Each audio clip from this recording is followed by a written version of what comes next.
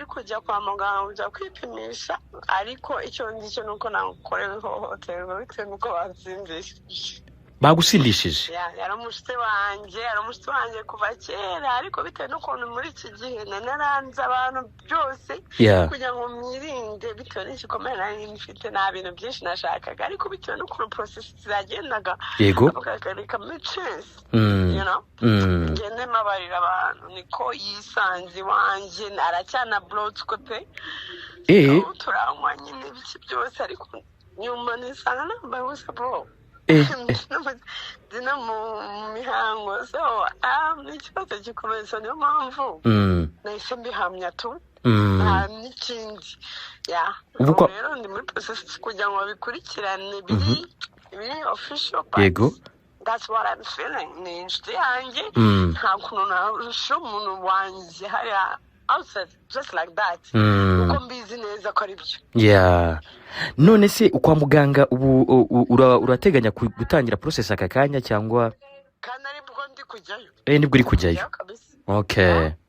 Hanyuma se we yahise agenda yancitse kandi na muganga rindira kuko n'ukuntu baransindishije ngo nakujya kuri ribu nasinzi kamere namwe ati rindira tunemere neza tujye kuri ribu nubwo nari tayari ubundi njye ntabwo ndi mu buryo bwo kujya muri ruhame ngo biki n'ibiki so namwe rindira ariko bitewe n'ibintu numva nakorewe reka turindire binjire mu tugende mani barancika tu.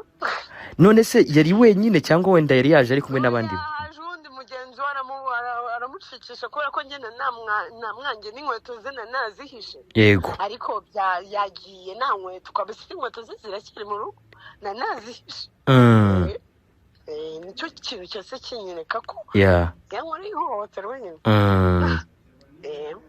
Pole sana. Ubu ni nk'iyi nama wumva waha abakobwa cyangwa se bashobora kugwa nko mu mutego nk'uwo? Birinde ikiremwa muntu bikunde tu nta kindi. Birinde kindi pe ntabwo bikunze bimenye birinde ngo bikunde tu kubera ko urumva ko iyo utikunze ushaka abantu aribo bakurangiza ariko iyo wikunze naguha access umuntu uwo ari we wese ni ukuvuga ngo cyerekana ko umuntu aba ari lone ntabwo ariko nabivuga njye nari ndi mu process yo kuhiga